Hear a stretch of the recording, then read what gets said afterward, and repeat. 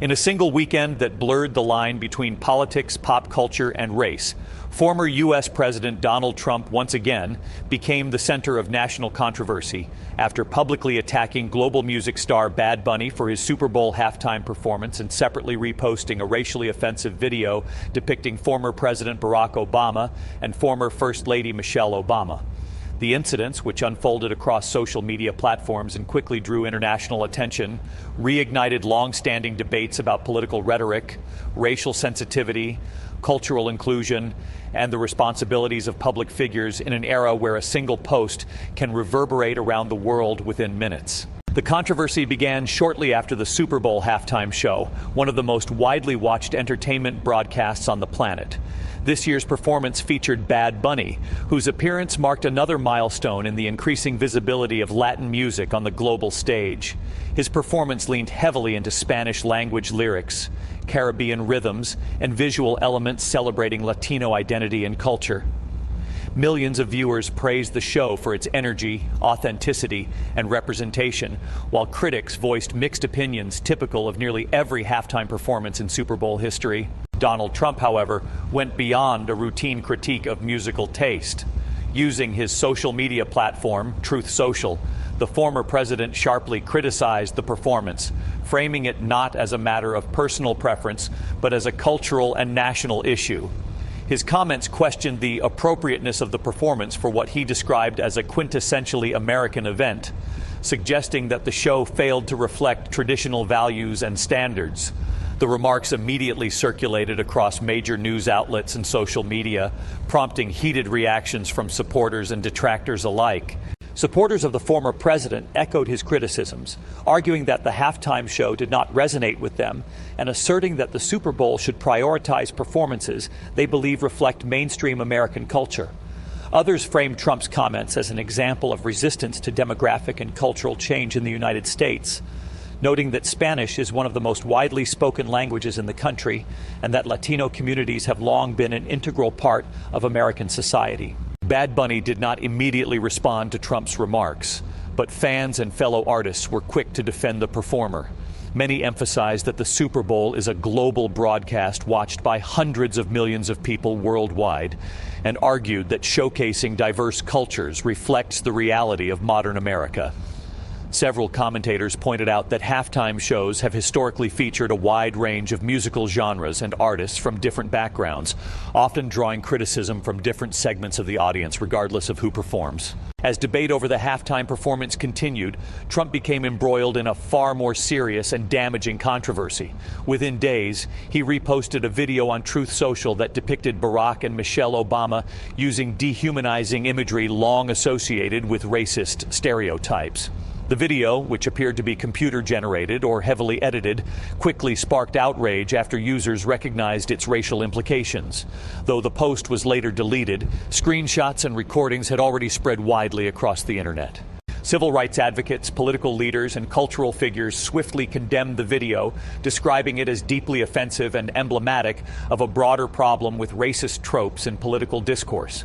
The imagery used in the video drew particular criticism for evoking centuries-old stereotypes historically used to demean Black Americans. Many observers argued that regardless of intent, sharing such content from a platform with millions of followers carries serious consequences. Trump later stated that he had not personally watched the video in full before it was reposted and suggested that a staff member was responsible for sharing it.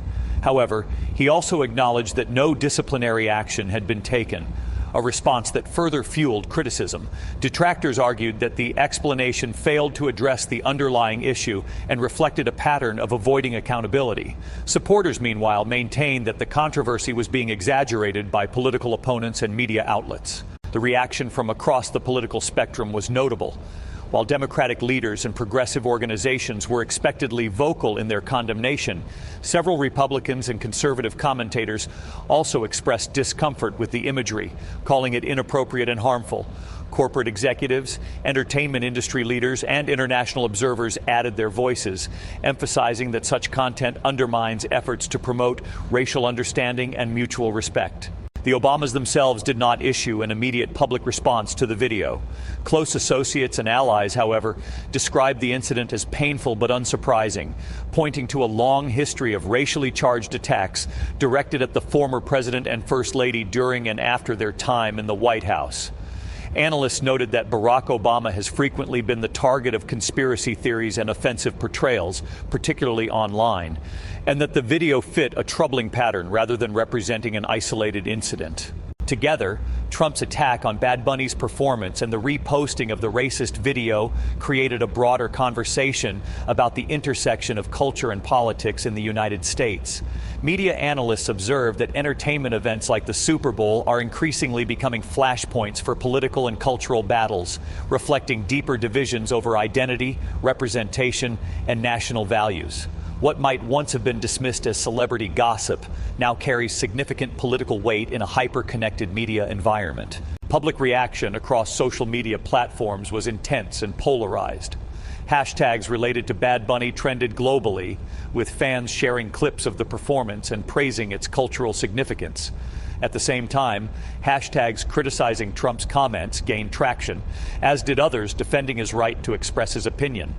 The reposted video of the Obamas generated a different kind of reaction, with many users expressing shock and anger and calling for stronger consequences for those who circulate racist content. Experts in political communication say these events highlight the power and danger of digital platforms. A single post from a high-profile figure can validate harmful narratives, amplify cultural resentment, or inflame social tensions. They also point out that such controversies often benefit from outrage cycles, where attention, whether positive or negative, becomes a political tool.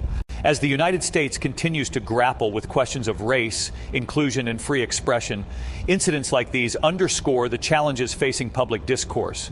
For some Americans, Trump's actions reaffirm long-held concerns about divisive rhetoric and its real-world impact. For others, they reinforce perceptions of a media environment hostile to conservative viewpoints. What is clear is that the debate is far from over. The National Football League, which has increasingly positioned itself as an advocate for diversity and social awareness, declined to comment directly on Trump's criticism of the halftime show. League officials reiterated in earlier statements that halftime performers are selected to reflect a wide range of musical tastes and cultural backgrounds, aiming to appeal to the Super Bowl's diverse global audience. Meanwhile, cultural commentators argue that Bad Bunny's performance represents a broader shift in American pop culture, where non-English music and international artists now dominate global charts and streaming platforms.